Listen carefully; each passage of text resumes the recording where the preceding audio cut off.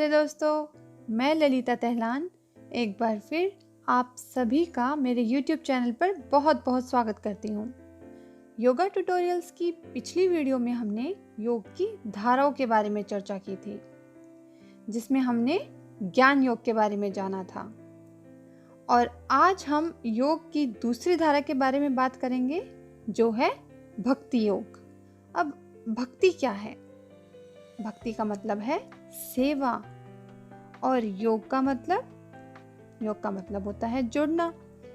तो जब हम निस्वार्थ भाव से ईश्वर की सेवा करते हैं, उनकी भक्ति करते हैं और अपना संपूर्ण जीवन ईश्वर की मर्जी व इच्छा अनुसार जीते हैं और खुद को ईश्वर के साथ जब हम जोड़ लेते हैं, तो उसको हम कहते हैं भक्ति योग। हमें ईश्वर की भक्ति या फिर सेवा क्यों करनी चाहिए? ताकि हम अपने बुरे कर्मों को छोड़कर अच्छे कर्म कर सकें, हम स्वस्थ, बेहतर और खुशहाल जीवन जी सकें। एक ऐसा जीवन जो कि धर्म, न्याय, प्रेम, सत्य व ज्ञान युक्त हो। और हम ईश्वर की सर्वथा प्रथम और केवल एक इच्छा पूरी कर सकें, जो है जीवात्मा को मुक्ति मिलना। और यह तभी संभव है जब हम निस्वार्थ भाव के साथ ईश्वर की सेवा करते हैं, अपना सब कुछ उनको समर्पण करते हैं और उनके दिए गए नियमों का पालन करते हैं। ऐसा करने से हमें मोक्ष प्राप्त होता है और जीवात्मा को मुक्ति मिल जाती है। और ये सब जान लेने के बाद जब हम ईश्वर की भक्ति करने लग जाते हैं, सच्चे मन से उनकी आराधना करने लग जाते हैं, तो इसका क्या परिणाम होता है? हमारा हृदय पवित्र व कोमल बनता है। ईर्ष्या, घृणा व अहंकार का अंत होता है। मन शांत व आत्मा परम आनंदित होती है और भक्त को जन्म मरण के बंधन से मुक्ति मिल जाती है। अब हम जानेंगे भक्ति के 5 महाभाव। किस भावना के साथ, किस भाव के साथ हम ईश्वर की भक्ति करते हैं?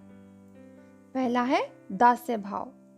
जब हम एक दास के भांति संपूर्ण समर्पण भाव के साथ ईश्वर की भक्ति करते हैं, जैसे कि एक शिष्य का गुरु के प्रति जो समर्पण भाव होता है, जब हम इस भाव के साथ ईश्वर की भक्ति करते हैं तो उसे हम कहते हैं दास्य भाव।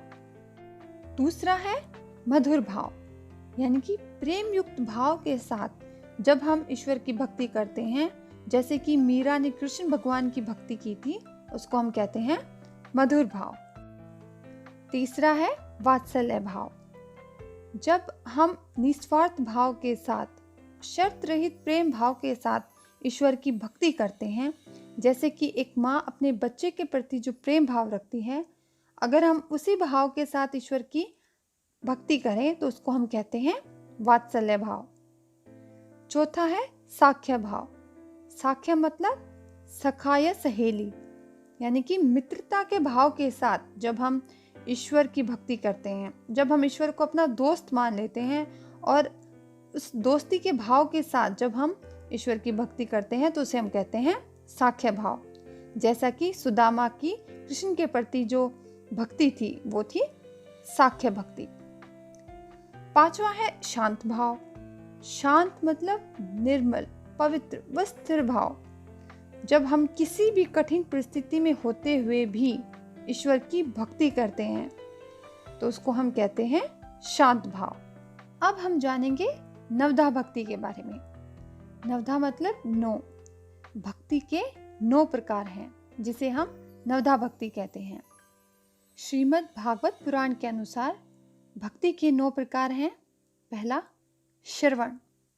श्रवण मतलब धार्मिक ग्रंथों को सुनना, गुरु के प्रवचन को सुनना व समझना, इसको हम कहते हैं श्रवण। दूसरा है स्मरण।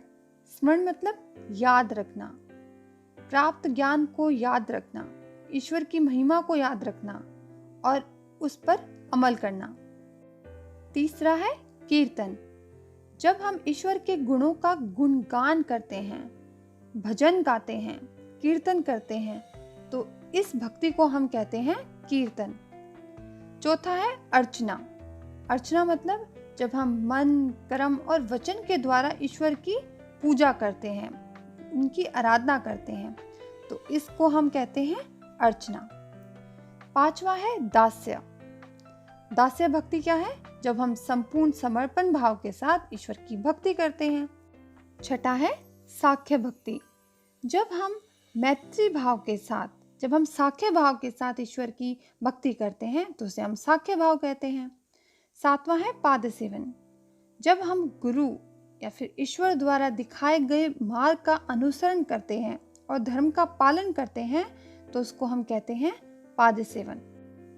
महर्षि मनु ने धर्म के 10 सद्गुणों का उल्लेख अपने प्रकरण मनु स्मृति में किया है। और वे 10 सद्गुण कौन कौन से हैं? पहला है धृति। धृति मतलब संतुष्टि या सब्र। जब हम कुछ पाने की इच्छा नहीं करते और जो कुछ है उसमें हम सब्र रखते हैं। दूसरा है क्षमा। तीसरा है दम। दम यानी कि मन को नियंत्रित करना। चौथा अस्तेय। अस्तेय मतलब चोरी ना करना। चोरी का मतलब सिर्फ किसी वस्तु को चुराना चोरी नहीं है, किसी के विचारों की चोरी करना भी चोरी माना जाता है। पांचवा है शौच। शौच यानी कि साफ सफाई रखना, ना केवल अपने शरीर की बल्कि अपने मन को भी साफ रखना। छठा है इंद्रिय निग्रह। अपने इंद्रियों को वश में करना, उसे हम कहते हैं इंद्रिय निग्रह। सातवां है धी। धी मतलब बुद्धिमत्ता का प्रयोग करना। आठवां विद्या यानी कि इस ज्ञान का होना कि ब्रह्म ही सत्य है, बाकी सब मिथ्या। नौवां है सत्य। सत्य मतलब झूठ ना बोलना और सत्य के मार्ग का अनुसरण करना। और 10वां सद्गुण कौन सा है? अक्रोध यानी कि क्रोध का अभाव होना, गुस्सा ना करना। अब हम जानते हैं 8वां भक्ति का प्रकार जो है वंदना। जब हम ईश्वर की प्रार्थना करते हैं, साष्टांग प्रणाम करते हैं, हाथ जोड़कर भगवान का नमन करते हैं तो उसको हम वंदना कहते हैं। 9वां है आत्मनिवेदन यानी कि अपने शरीर, मन व आत्मा को ईश्वर को सौंप देना और अपने लिए कुछ भी न रखकर सब कुछ ईश्वर को सौंप देना ही आत्मनिवेदन है। भक्ति का एक प्रकार और भी है जिसे हम पराभक्ति कहते हैं। जब एक सच्चा भक्त अपना सब कुछ ईश्वर को न्यौछावर कर देता है तो इससे प्रसन्न होकर ईश्वर उसे आशीर्वाद में वो सब कुछ देता है जो उसे चाहिए। लेकिन भक्त को कुछ नहीं चाहिए सिवाय ईश्वर के, और इस भक्ति भाव को पराभक्ति कहते हैं और यह भक्ति का सर्वोच्च प्रकार है। अब हम जानेंगे कि भक्त कितने प्रकार के होते हैं, जो है 4 प्रकार के। पहला है आर्त। जब दुख में ईश्वर को याद करें और ईश्वर की भक्ति करें तो उसे हम कहते हैं आर्त। दूसरा है अथार्थी। अथार्थी भक्त कौन सा है? जो धन दौलत पाने की इच्छा की मकसद से ईश्वर की भक्ति करता है तो उसे हम अथार्थी भक्त कहते हैं। तीसरा है जिज्ञासु। कुछ जानने की इच्छा के लिए जब ईश्वर की भक्ति करते हैं तो उसे हम कहते हैं जिज्ञासु।